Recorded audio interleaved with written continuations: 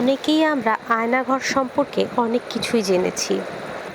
এও জেনেছি আমরা যে আয়নাঘরে কিভাবে মানুষকে বন্দি করে রাখা হতো। এর মধ্যে একটা জিনিস খুব বেশি ভাইরাল হয়ে গেছে, সেটা হচ্ছে গিয়ে ব্যারিস্টার আরমানকে গুম করে কিংবা আয়নাঘরে রাখা। ব্যারিস্টার আরমানকে যখন নিয়ে যায় তখন তার জুতা পরারও সময় দেয়নি, তাকে সেভাবে নিয়ে গেছে।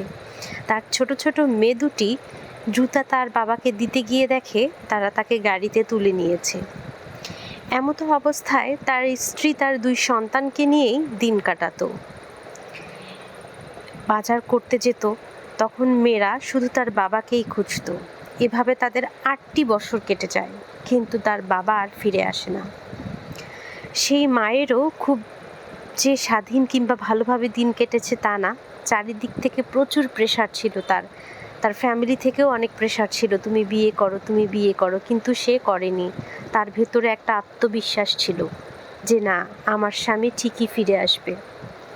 সে যে আত্মবিশ্বাসে সে যে এই মেয়ে দুটাকে নিয়ে এত বছর অপেক্ষা করেছে, এটা সত্যিই ভাবলে অবাক হয়ে যাওয়ার মতো যে একটা মেয়ে আসলে এটা পারে, কিন্তু একটা পুরুষ কখনোই পারবে না। এই পুরুষটা যদি বের হয়ে দেখতো যে ইনি অন্যের হয়ে গেছে, মেয়ে দুইটা আলাদা পড়ে আছে, তাহলে তাদের সংসারটাই হয়তো ছিন্ন বিচ্ছিন্ন হয়ে যেত। কিন্তু দেখুন, এই মা তার সন্তান দুটোকে নিয়ে খুব সুন্দরভাবে, কষ্টে হলেও খুব সুন্দরভাবে বেঁচেছিল, যার কারণে 8 বছর পরও আল্লাহ তার ঘরে আবার সুখ ফিরিয়ে দিয়েছে। তাই অপেক্ষা জিনিসটা, বিশ্বাস জিনিসটা সত্যিই খুব গুরুত্বপূর্ণ। তার বিশ্বাস ছিল বিধায় আল্লাহ তার স্বামীকে ফিরিয়ে দিয়েছে, সেটা 8 বছর পরে হলেও ফিরিয়ে দিয়েছে।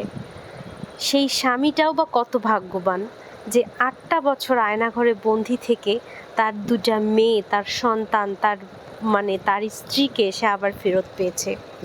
সত্যি আল্লাহর কাছে কোটি কোটি শুকরিয়া যে এই বিশ্বাসগুলোর কারণেই এতদিন মহিলাটা ছিল, সেই বিশ্বাসের কারণেই তার স্বামী ফিরে এসেছে। সবাই ভালো থাকবেন। এটা তার ওয়াইফেরই এগুলো কথা।